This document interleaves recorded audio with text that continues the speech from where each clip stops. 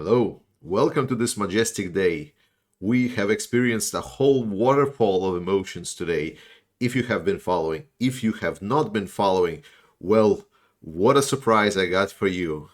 Let's just buckle in and go.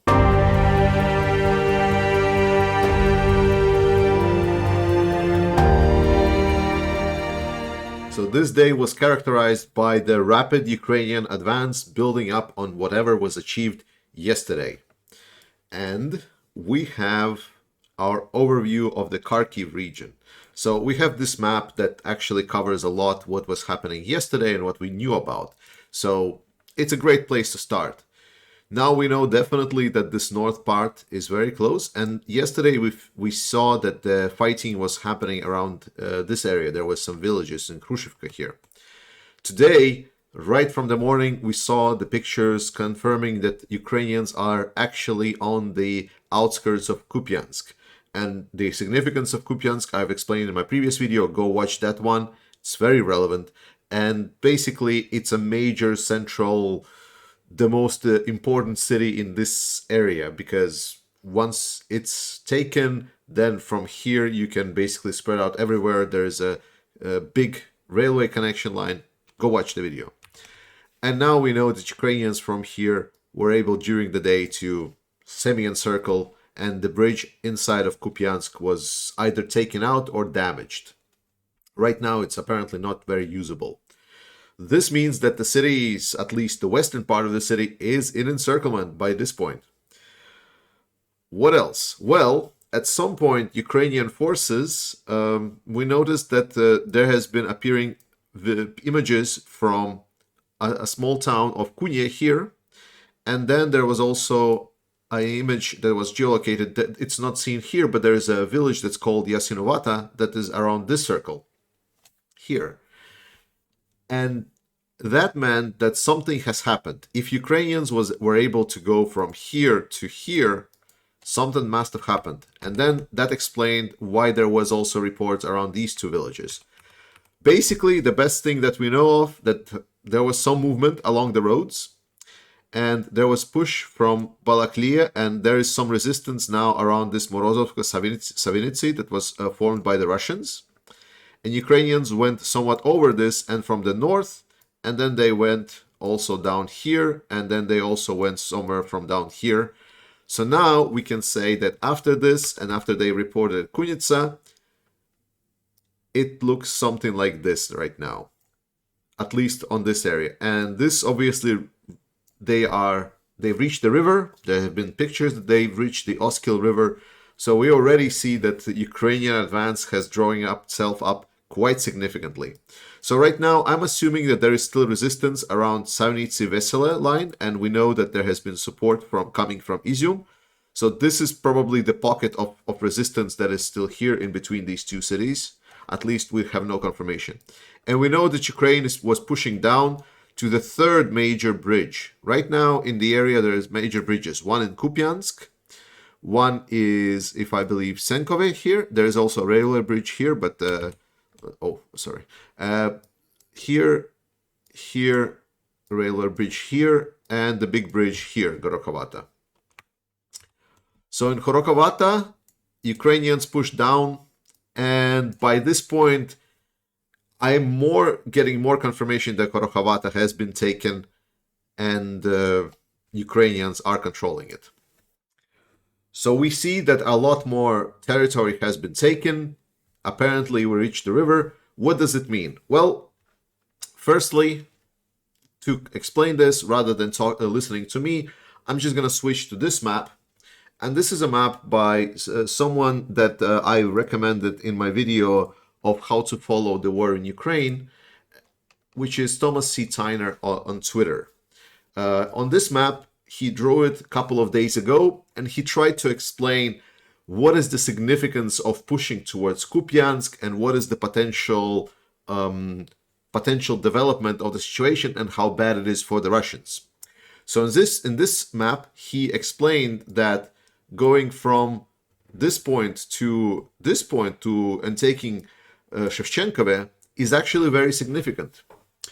I will obviously link the whole Twitter of Thomas C. Tyner in the description of the video, so you will be able to subscribe to him and follow, because he's a very good analyst. But I'm gonna read it to you from some of his thinking. He's explaining that setting up an artillery battery in Shevchenkove would allow with two yellow circles. One yellow circle is a normal shell for 155 M777 howitzers, whereas the bigger yellow circle is the Excalibur, more advanced propelled round from the M777 howitzers. Controlling these areas, this would allow essentially, and GMLRS rockets, the firing at the bridge areas where you can see the purple pentagons. I guess they're called pentagons if I'm not wrong. And pentagons here show where the key bridges are on the Oskil River. If those bridges are destroyed, then this grouping of the Russians is trapped. Now, he explained that after that will be basically a slow death for the Russians, and we would see the Kherson repeat itself, and yeah, that's a disaster for the Russians. I want to quote his last tweet. "This is what a front collapse looks like." And I'm quoting, obviously. "Ukrainians clearly choose our strategy is to kill and capture as many Russian troops as possible. There is no escape for the Russian west of Izium River if this will happen. And it will be the worst Russian defeat since the Battle of Kharkiv. Putin is a moron, and we can now finally see why."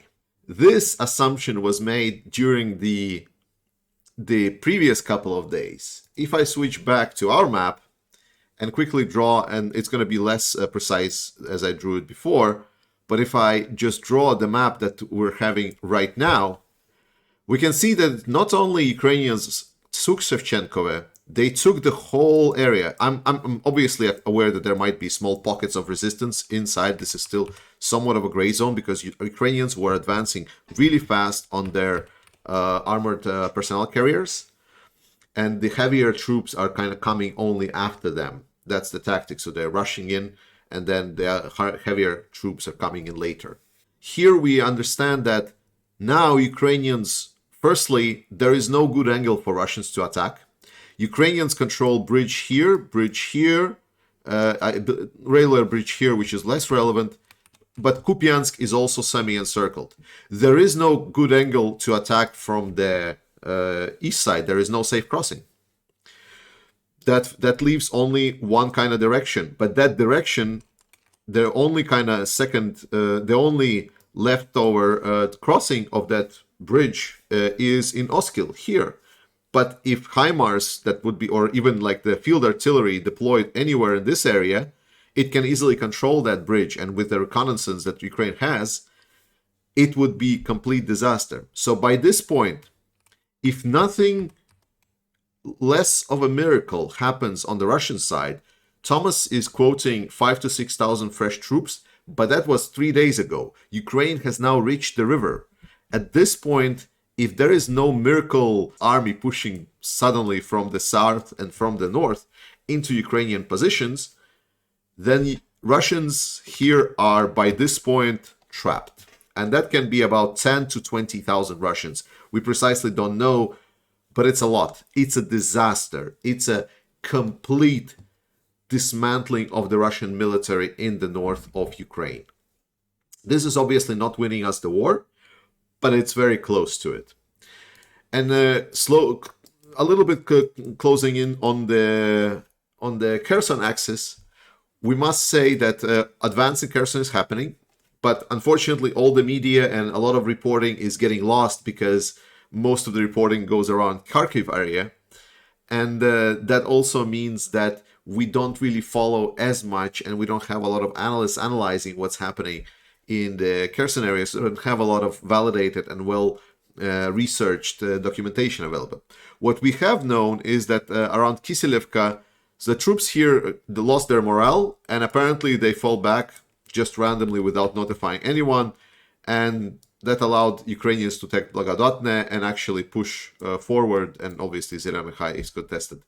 So there was a semi-collapse on the on the central axis towards Kherson, on the Mykolaiv axis, but there is a lot of troops here, despite some of them maybe losing morale right now, and they're going to continue losing that morale because they are trapped. They're sitting ducks. I don't like repeating that, but like they are completely ruined here. And this creates two big ruinous groupings for the Russians. One here and the second now here. That is a military failure on a scale that is hard to imagine. There is no recovering from it. The experts agree that at this point, Ukraine is not gonna stop and it's gonna win and liberate the land. The question now is just how fast. We were expecting that maybe the liberation will start next year, but General Valery Zaluzhny had some other thoughts on that. Now, importantly to know that these are two very different wars here. The war here in Kherson area is a methodical choking of the Russian army. They're attritioning the Russian army. Whereas here, we had a rapid success of Ukrainian troops advancing, but they're inside of the enemy territory. And firstly, Russians didn't have a lot of fortification built in that territory. It was mostly built by police force, and it was mostly untouched. So there is not a lot of pre-built fortifications in that area. And secondly, it's now a lot of very fast-moving groups in the area. And Russians now are sending reinforcements, and we're expecting to see them coming from the south, maybe coming in from the north, from the Russia side.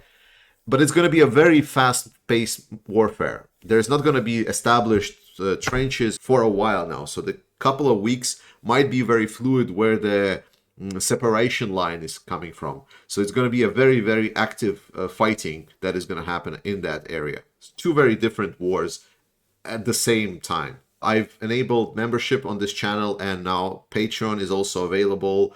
And I would like to thank my channel members, John Huber and Gula Gulo. You guys are amazing. Please also, if you'd like to support the channel, if you'd like to support Ukraine, subscribe to this channel. I'm running this channel non-profit until the end of the war. So please support this channel and support Ukraine. Now, additional new things that we have. While we know that's happening at the Izium direction, additional developments have happened. Russians are reporting around Liman that they are not having a good time. And also additional reports from Svitogorsk that they are also not having a good time. What happened is that we know from Raihorodok, Ukrainians have crossed the bridge from Brusivka and now apparently advancing towards Liman. There are videos of Ukrainians crossing the bridge, and they're not meeting a lot of resistance at all. At all. They're just driving through it. And Sviatogorsk apparently is also now being sieged. So these two cities are obviously, we know the situation around Izium. And if these two cities or any of them fall, then there is completely no escape. If Sviatogorsk especially, or Liman, and most probably then Sviatogorsk falls, then this will collapse Russians. Then their best option would be just to surrender. That's the news. Russians here are now completely trapped. They are waiting for a miracle. Russians right now are pulling reserves from pretty much all directions in Ukraine. There are videos coming from everywhere. Russia itself, from other direction, from this direction. We don't know, but this opens up, obviously, some kind of potential for a third front if Ukraine will find where that front is the weakest. Let's follow this up, support Ukraine, glory to heroes. We're gonna win.